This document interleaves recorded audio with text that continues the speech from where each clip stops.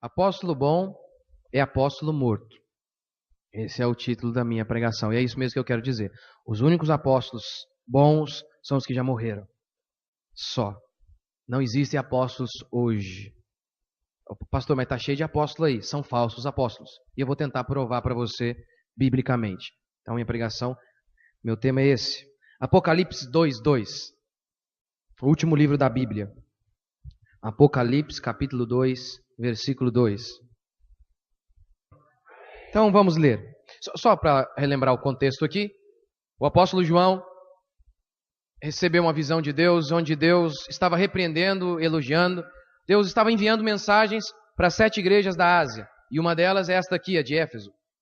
E aí, olha o que diz aqui, Apocalipse 2:2. Conheço as tuas obras, tanto o teu labor como a tua perseverança, e que não pode suportar homens maus, e que puseste à prova os que a si mesmos se declaram apóstolos e não o são, e os achaste mentirosos. Aqui diz o texto que eles colocaram à prova aqueles homens que se diziam apóstolos. Eles testaram aqueles apóstolos. Então veja, de maneira nenhuma, eu não quero fazer parte daqueles jovens que existem na internet hoje, que não tem nenhuma história para contar com Deus, que nunca evangelizaram uma alma, e que saem dando tiro para todo que é lado, xingando todo mundo que aparece, humilhando e ofendendo a todas as pessoas. Que Deus nos livre disso. Deus nos tenha misericórdia de nós.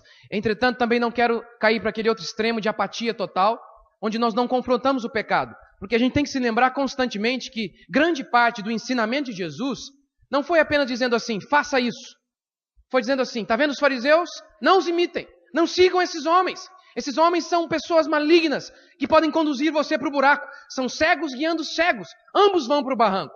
Então espero que esse seja o meu coração para instruir a nossa igreja, ficarmos livres de falsos profetas que nos conduzem para o buraco, que nos conduzem para a perdição, porque esse é o destino deles, diz a palavra de Deus. Mas aí, nessas horas, quando a gente tem uma pregação como essa, muitas pessoas gostam de citar aquele texto de Mateus capítulo 7 de maneira distorcida, fora de contexto. Mateus 7:1 diz assim, não julgueis, para que não sejais julgados. Mas também está escrito em João 7:24, não julgueis pela aparência, e sim pela reta justiça. E aí, olha o que o apóstolo Paulo diz. Falo como a criteriosos, julgai vós mesmos o que eu digo. É impressionante.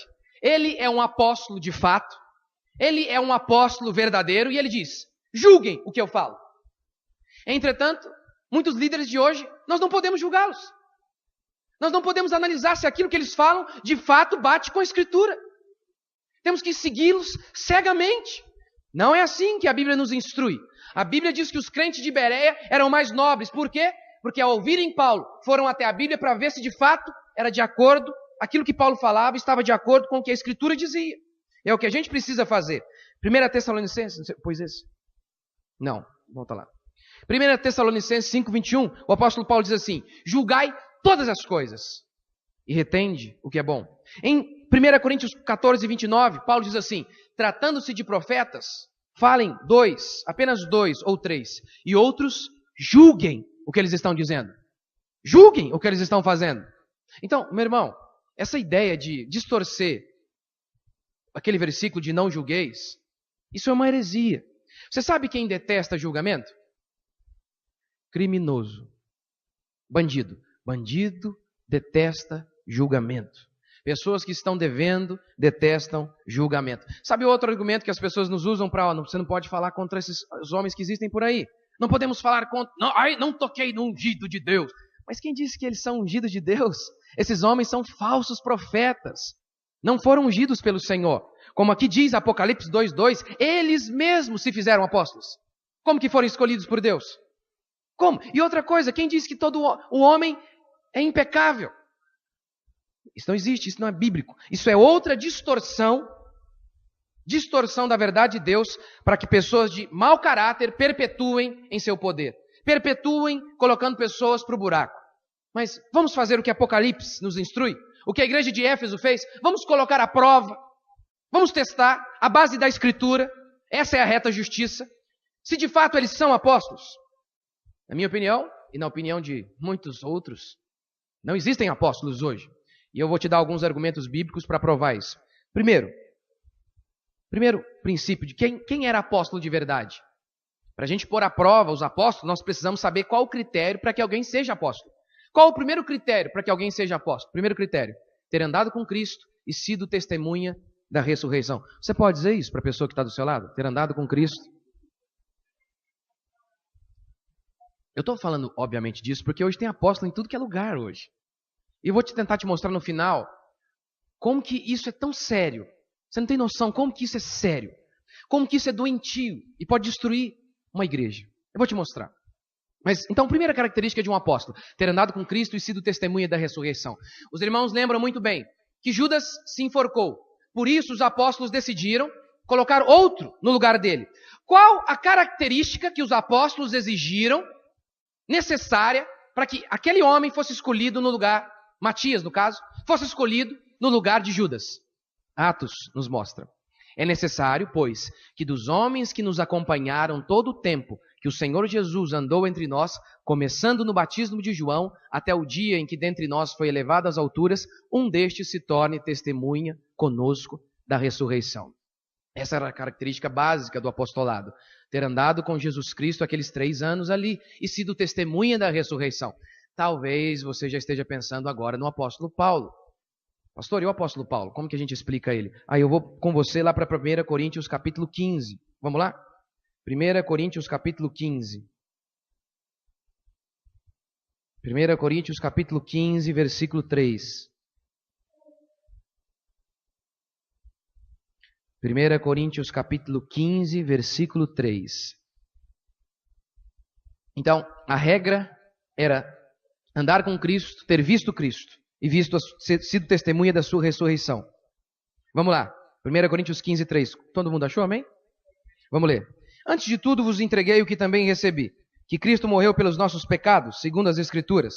Foi sepultado, ressuscitou ao 3º dia, segundo as Escrituras.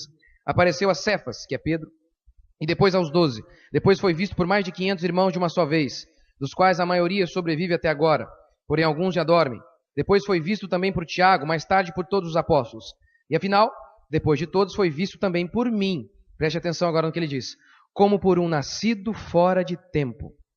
E aí ele continua. Porque eu sou o menor dos apóstolos, que nem sou digno de ser chamado apóstolo. E até aí. Paulo diz assim, ele foi visto por todos, depois por mim, e aí associa a questão de ter visto Jesus com o seu apostolado. Logo depois de falar, foi visto por mim, porque sou o menor dos apóstolos. E aí ele usa a expressão, como um nascido fora de tempo. Por que nascido fora de tempo? Porque a regra era essa, ter andado com Cristo. Mas ainda assim ele podia ser. Por quê? Porque Paulo não teve uma visão de Jesus. Paulo não teve um sonho com Jesus. Paulo foi, de fato, testemunha da ressurreição, haja visto que Jesus literalmente apareceu, se mostrou para Paulo no caminho de Damasco. Portanto, Paulo pode ser apóstolo porque ele foi testemunha, ele viu. Esse é um testemunho básico. Tanto que 1 Coríntios 9, olha o que diz lá. Não sou apóstolo, não vi Jesus. Sempre a questão de ser apóstolo, na Bíblia, está associado com esse fato de ter visto Cristo Jesus, de ter andado com Ele. Isso é fundamental. Cristo se revelou a Paulo. Lá em Gálatas, mais uma vez, Paulo diz assim, eu não aprendi o que eu sei de homem nenhum, mas Cristo, por revelação, me instruiu. Paulo diz isso. Isso é fantástico e fenomenal. Pastor, mas a Bíblia menciona outros apóstolos. Por exemplo, Atos 14:14 fala de Barnabé, Romanos 16:7, Gálatas 1:19 fala de Tiago, como irmão de Jesus, como um apóstolo. Primeiro, que a primeira explicação possível é o seguinte, eles não são apóstolos no mesmo sentido do apóstolo Paulo e dos 12, porque eles são únicos. Eles são apóstolos no sentido de serem enviados, como por exemplo, hoje nós temos a palavra missionário, que é a palavra latina para apóstolo, que significa enviado. Mas no sentido de ofício, eram os 12 e mais Paulo. Entretanto, se ainda ficar dúvida, não, eles realmente tinham como ofício o apostolado. Não tem problema, porque eles podem se encaixar nesse padrão, porque eles andaram com Cristo e viveram naquela época. Agora, quem ungiu os apóstolos de hoje? Quem?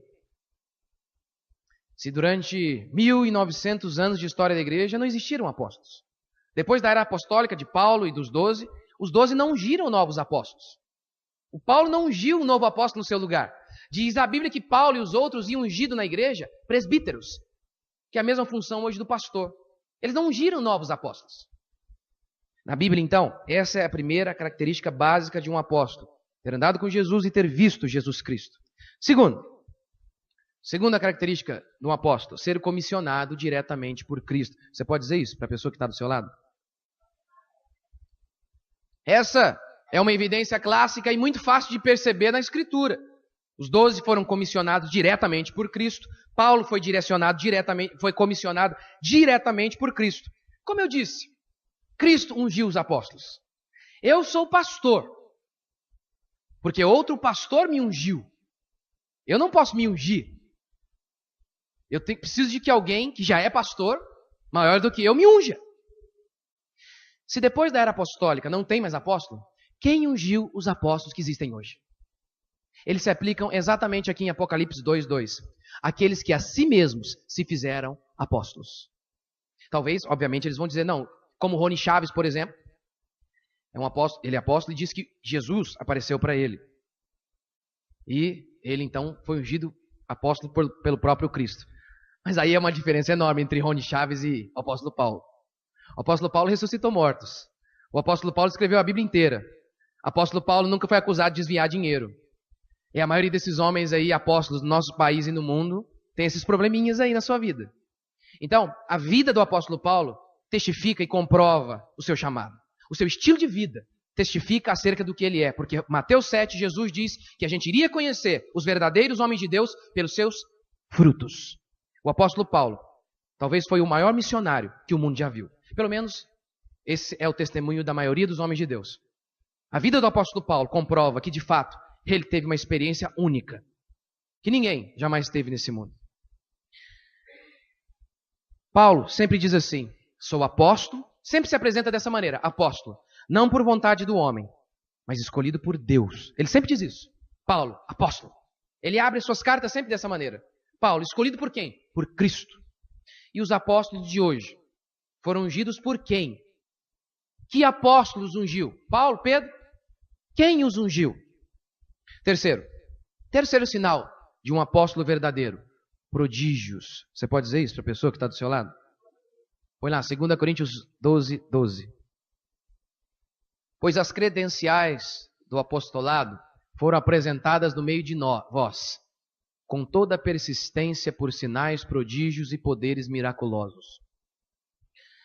Ele não diz por milagres apenas, não é? Engraçado isso. Ele diz prodígios e milagres. E sinais e poderes miraculosos. Não é uma enxaquecazinha apenas. Não é como eu já vi em muitos lugares onde o cara está com uma enfermidade, doença na pele, o pastor ora, 4 meses depois o cara volta dizendo, oh, Deus me curou 4 meses depois. É claro que tudo isso é Deus que cura, porque toda cura, mesmo pelo remédio ou pelo médico, é operação de Deus. Mas a gente está falando desse tipo aqui de cura, sobrenatural. Porque a de Jesus, o cara era leproso. Leproso, a pele dele totalmente destruída. Uma coisa horrível de se enxergar. Ele era totalmente desfigurado. Jesus tocou nele e instantaneamente ele foi sarado. A orelha de Malco foi arrancada e Jesus, naquele mesmo instante, colou ali, superbondem divino, celestial, naquele instante. O cara dorme no cu do apóstolo Paulo e morre. O apóstolo Paulo olha para ele e fala, rapaz, para de brincadeira, levanta. E o cara levanta e sai andando. E esses são os milagres. E a gente ainda tem outro fator. De muitas pessoas se dizendo, fazendo milagres hoje aí, que desviaram milhões para comprar uma fazenda. Eu não posso acreditar e confiar a minha vida num homem desse. Sim, eu estou julgando, como diz, a reta justiça, pelos frutos. Uma pessoa que tem a coragem de ver uma senhorinha trazendo ali, com fruto de fé, um dinheiro, e ter a coragem de arrancar o dinheiro dela para comprar uma fazenda, meu amigo, um cara desse tem coragem de fazer qualquer outra coisa. Você pode ter certeza. Eu acho que os únicos milagres que esses homens conseguem fazer é de fazer o nosso dinheiro sumir. Esses milagres, eles conseguem. Quarta característica de um apóstolo verdadeiro: sofreram horrores. Você pode dizer isso para a pessoa que está do seu lado? Você pode ir para 2 Coríntios 11:13 comigo, por favor? 2 Coríntios capítulo 11, versículo 13. 2 Coríntios 11:13. 2 Coríntios capítulo 11, versículo 13. Quantos acharam? Digam amém. Deixa eu só explicar o contexto aqui de Corinto. Essa é uma epístola onde Paulo está debatendo os falsos apóstolos. Eu vou ler para você esse versículo agora que diz isso. Paulo estava sendo questionado pelos falsos apóstolos. Os falsos apóstolos estavam dizendo que Paulo não era apóstolo. E Paulo, então, agora dá mais um sinal do porquê ele é apóstolo e aqueles homens eram falsos apóstolos. E aí Paulo começa a dar uma lista extensa de sofrimento. E ele diz, isso é uma prova de que eu sou apóstolo. O sofrimento, sim. A privação financeira, sim, é uma prova do apostolado. Olha o que ele diz em 2 Coríntios 11, 13. Porque os tais são falsos apóstolos, obreiros fraudulentos, transformando-se em apóstolos de Cristo. E não é de admirar, porque o próprio Satanás se transforma em anjo de luz. E os irmãos achando que eu sou duro. Os irmãos estão acompanhando o raciocínio comigo? O que Paulo está dizendo aqui? Olha, eu não fico admirado com os falsos apóstolos, porque o diabo também faz a mesma coisa. E ele continua, verso 15. Não é muito, pois, que os seus próprios ministros se transformem em ministros de justiça. O fim deles será conforme as suas obras. E aí Paulo começa a se comparar com esses falsos apóstolos. No verso 22. São hebreus os falsos apóstolos? Eu também sou. São israelitas? Eu também. Verso 23. São ministros de Cristo? Falo como fora de mim. Aí agora ele vai começar a falar a lista de sofrimento. Eu ainda mais, em trabalhos, muito mais, em prisões, açoites, perigos de morte. 5 vezes recebi dos judeus uma quarentena de açoites, menos um. Aquela que Jesus levou uma vez lá na cruz, Paulo levou 5. Uma vez fui apedrejado, 3 vezes fustigado com varas, uma vez apedrejado. Só para abrir um parênteses aqui. Quando esse momento que ele foi apedrejado, alguns homens, alguns teólogos chegam a acreditar que ele morreu. Ou então chegou muito próximo disso, porque a situação que se descreve ali em grego, da situação de Paulo quando ele é apedrejado, é caótica. Em naufrágio 3 vezes, uma noite e um dia passei na voragem do mar, em jornadas muitas vezes, perigos de rios, salteadores, gentios, cidade, perigo no deserto, no mar, entre falsos irmãos, em trabalhos, fadigas, em vigílias muitas vezes, em fome, sede, jejum, frio, nudez e por aí vai. Ele dá uma lista extensa para dizer, eu sou apóstolo, olha o que eu sofri. Esse é um motivo que eu não sou apóstolo. Lá em Gálatas, mais uma vez ele está debatendo com falsos apóstolos. Em Gálatas capítulo 6, 17. Sabe o que ele diz para debater com os falsos apóstolos? Ele fala assim, no mais, ninguém me moleste, porque trago no corpo as marcas de Cristo. Que marcas são essas? Ora, do apedrejamento que ele levou. Como é que você acha que era o corpo de Paulo? Chibatada que ele levou, irmão, ele era todo cicatrizado. Qual que era a ideia? Naquela época tinha muito escravo, muitos escravos eram marcados mesmo pelos seus donos. Isso aqui é a minha propriedade. Como se marca gado? Se eu fosse dono de gado, eu ia colocar lá R. Sou dono desse gado. Aí Paulo diz, sabe qual que é a minha credencial? Sabe qual que é a minha marca de que eu sou apóstolo? Aí ele abria a roupa, tirava a sua roupa e mostrava, olha aqui o meu sofrimento. Isso prova que eu sou apóstolo. Aí você fala, pastor, por que é tão importante? O sofrimento está associado com o ministério apostólico. Lembra que os apóstolos eram testemunha da ressurreição? Uma coisa básica que um advogado quer fazer diante de uma testemunha é desqualificar aquela testemunha. Todos os apóstolos, alguém podia dizer acerca deles, vocês não viram Jesus ressurreto nada, vocês estão mentindo. Vocês estão ganhando dinheiro com isso. Vocês se aproveitaram da religião, vocês estão vendo que é um bom negócio pregar sobre Jesus. Vocês são ricos, milionários. Vocês estão aí com jatinho para tudo que é lado. É bom ser apóstolo. É bom se dizer testemunho de Cristo. Por que o testemunho deles era necessário? O sofrimento. Quando eles abriam a boca para dizer, só Jesus é Deus. César não é Senhor. Eles levavam chibatadas. Eles foram mortos de maneira cruel. Decapitados, cerrados ao meio. Eles não ganharam nada com o testemunho de que Jesus ressuscitou. Pelo contrário, foram açoitados. Arrancaram tudo deles. Eles perderam, eles não ganharam nada, perderam tudo, até a própria vida. É por isso que eu estou aqui hoje. É por isso que eu sou cristão. E é por isso que eu não sou muçulmano. Porque o muçulmano está baseado no testemunho de um homem. Agora, e que diz ter visto alguma coisa, lá no meio da rocha, só.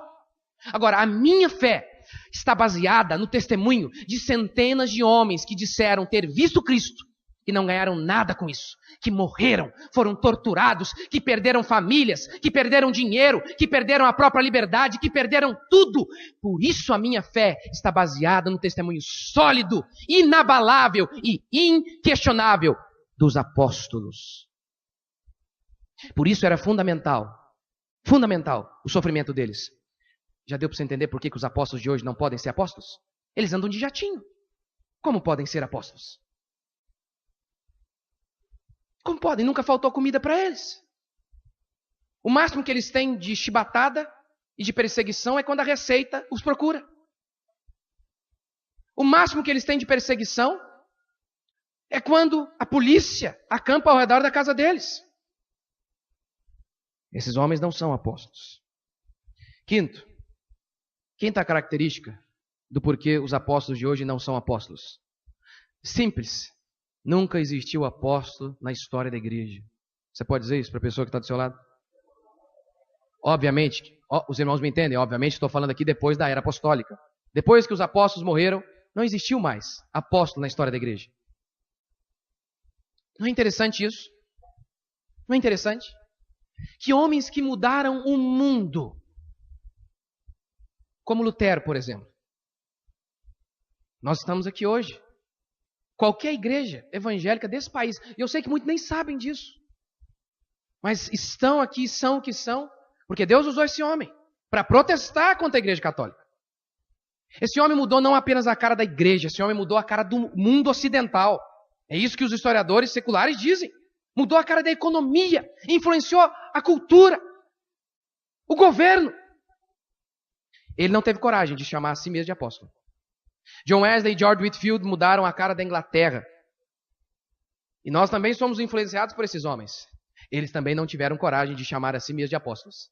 E tantos outros homens de Deus que entregaram suas vidas, que saíram do conforto de seus lares para pregar o evangelho. Aqui, por exemplo, no nosso país. Se o nosso país hoje é meio atrasado, irmão, você imagina isso aqui há anos atrás, há 100 anos atrás. Homens deixaram o conforto de uma Europa já mais estabilizada, vieram aqui e morreram com doenças banais. Muitos deles abriram mão até da própria família para pregar o evangelho.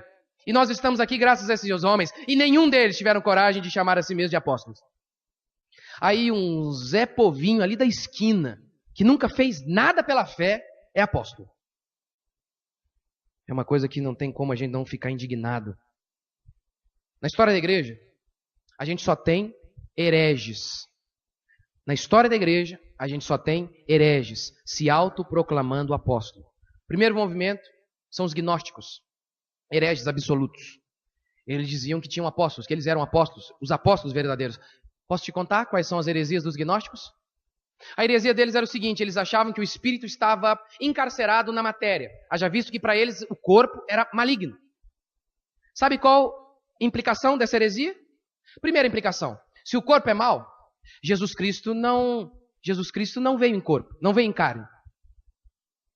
Daí se tem a doutrina chamada de docetismo. Jesus, ele apenas parecia ser humano, mas ele não era. Ora, então já começa por aí. A cruz, aquele sofrimento, era tudo uma farsa. Segundo, se Jesus não veio em carne, meu irmão, eu e você estamos no inferno. Porque se Jesus não pagou o preço do meu pecado, ora, se ele não sofreu no meu lugar, eu vou ter que sofrer. Sabe outra consequência dessa heresia? Eles se tornavam libertinos. Eles diziam: olha, já que o corpo é mau, o que importa é o espírito, não importa o que a gente faz com o nosso corpo.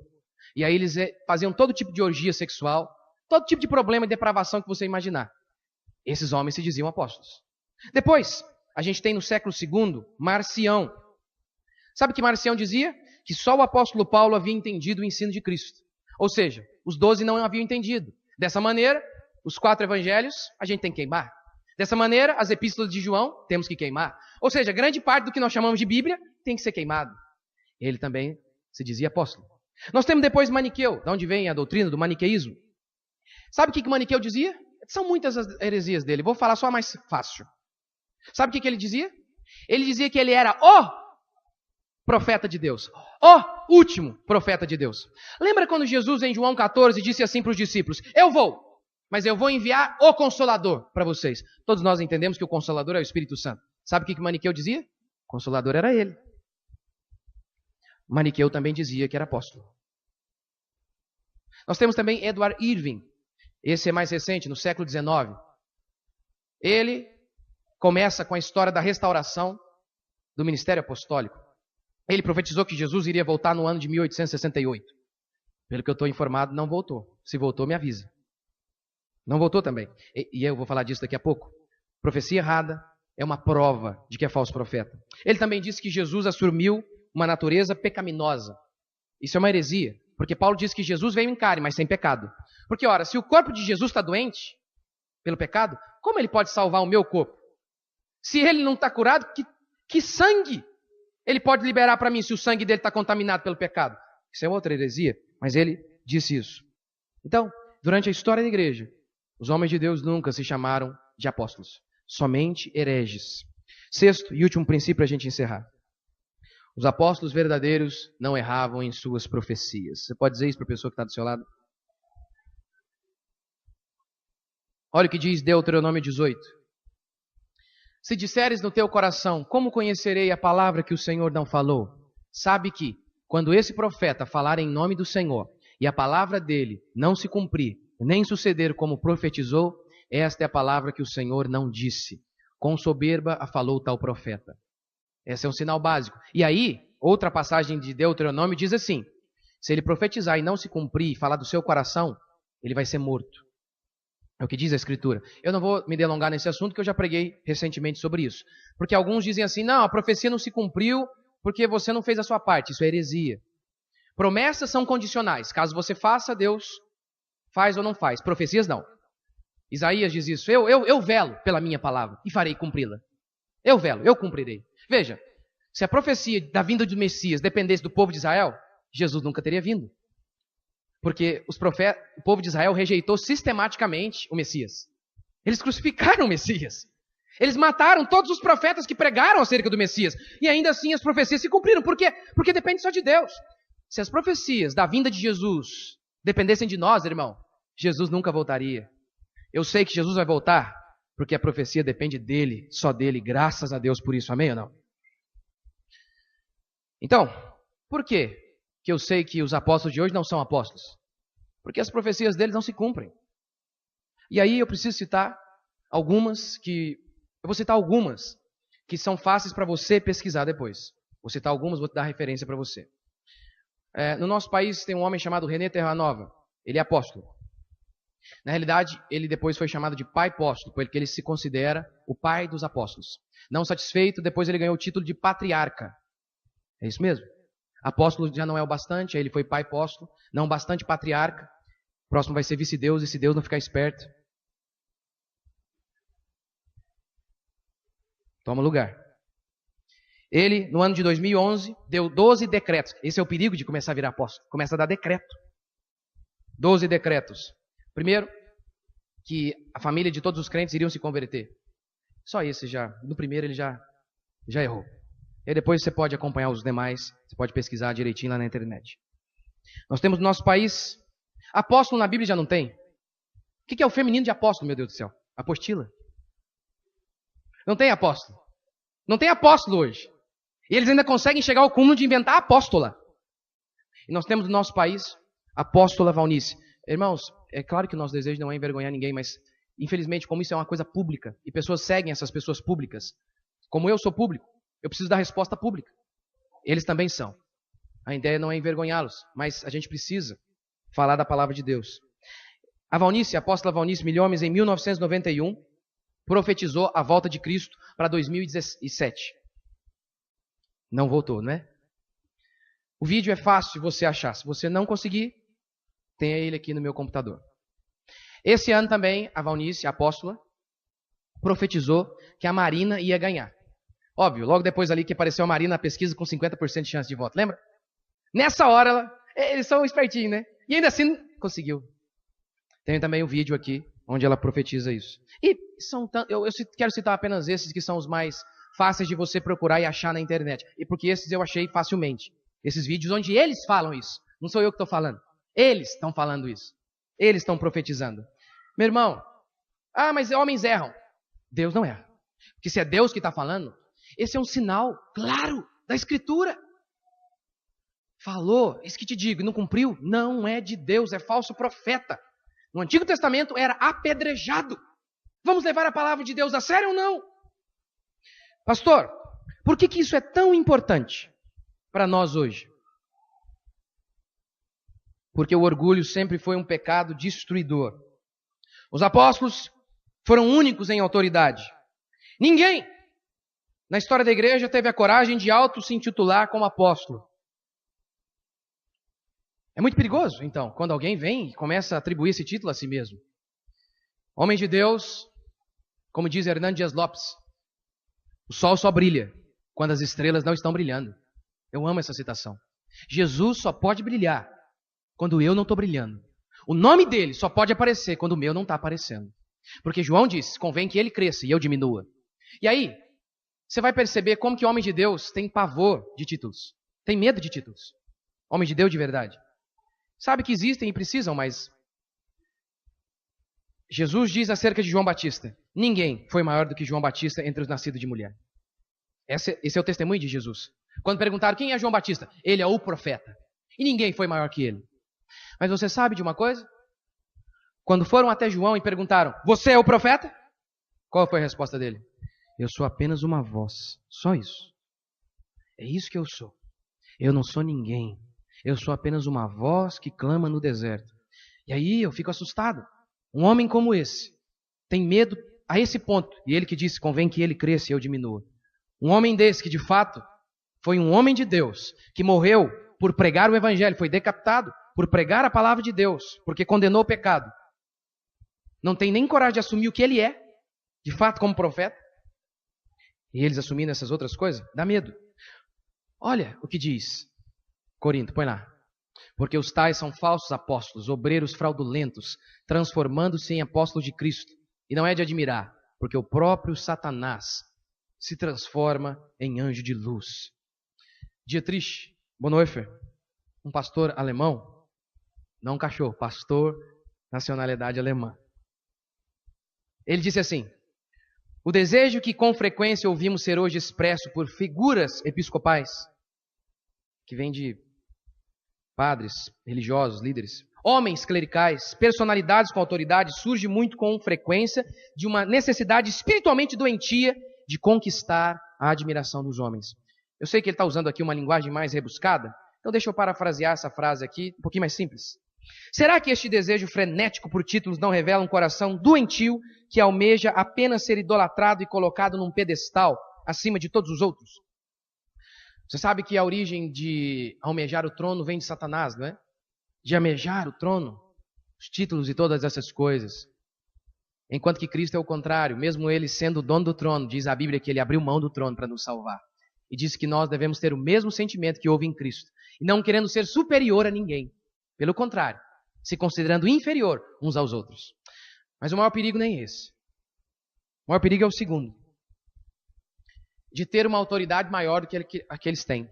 Porque na história da igreja, os homens que se atribuíram como apóstolos para ratificar, para dar credibilidade às heresias que eles pregavam, aos absurdos que eles pregavam. Atos 2:42 diz assim, que a igreja perseverava na doutrina dos apóstolos. Olha para você ver. Paulo diz que a igreja está fundamentada debaixo de Cristo, que esse fundamento foi lançado pelos apóstolos. Então é muito sério isso. Na história da igreja, aqueles homens que começaram a dizer que eram apóstolos, acabaram dizendo que eles eram como os 12 e Paulo. Alguns, como os gnósticos, chegaram a dizer que eles eram maiores do que os 12. E aí tem um problema seríssimo. Tem um problema muito sério. Porque se eles são maiores que os 12, então eles são maiores que a palavra. Aí ficou complicado. Você sabe quem é um apóstolo hoje? Papa. O Papa, diz a Igreja Católica, é sucessor do trono de Pedro, dizem eles. E por isso que durante a história da Igreja, o Papa disse muitas coisas que não estão na Escritura. Ora, porque ele é o apóstolo. Ele acha que ele pode reescrever, porque os apóstolos escreveram a palavra, não é? Então apóstolos podem reescrever. Um apóstolo muito famoso, muito conhecido mundialmente, chama Peter Wagner. Sabe o que ele disse? sobre as revelações que ele, como apóstolo, tinha e como outros apóstolos tinham? Vou citar para você. A regra principal de uma nova revelação dada por eles, apóstolos, é que não pode contradizer a Bíblia, mas pode suplementá-la. Suplementá-la, completá-la. Ela não é suficiente? Paulo diz em Gálatas, se viesse um homem do céu, ou mesmo um anjo descesse do céu, e pregasse um evangelho que vá além do que ele tinha pregado, que fosse considerado anátema, que significa réu do inferno, maldito, com todas as maldições possíveis. Mas eles estão dizendo isso. Muitos apóstolos de hoje, do passado, os falsos apóstolos, se levantaram e viram a podridão da igreja. E como eles decidiram consertar a igreja? Levantando novos apóstolos. Lutero também viu a podridão da igreja. Qual o remédio que Lutero deu? Lutero viu a mesma doença que muitos apóstolos viram. Que a igreja está fraca. Qual o remédio de Lutero? O remédio dos falsos apóstolos é: levantemos novos apóstolos. O remédio de Lutero é: voltemos aos velhos apóstolos. Porque o que eles profetizaram, o que eles disseram, nos é suficiente. Portanto, meu irmão, rejeitar esses homens que estão por aí, resistir como o Apocalipse, como a igreja de Éfeso fez, é que vai determinar se nós seremos uma igreja verdadeira ou não. Sabe por que eu não preciso de nenhum desses apóstolos? Porque eu já tenho todos que eu preciso bem aqui, ó. A palavra de Deus dita por esses apóstolos. O Novo Testamento, a Escritura, são os meus apóstolos. Eles que eu vou seguir. Quantos querem fazer o mesmo? Quantos querem rejeitar, pôr à prova, como diz Apocalipse, pôr à prova e rejeitar os falsos apóstolos que têm se levantado? Vamos ficar de pé.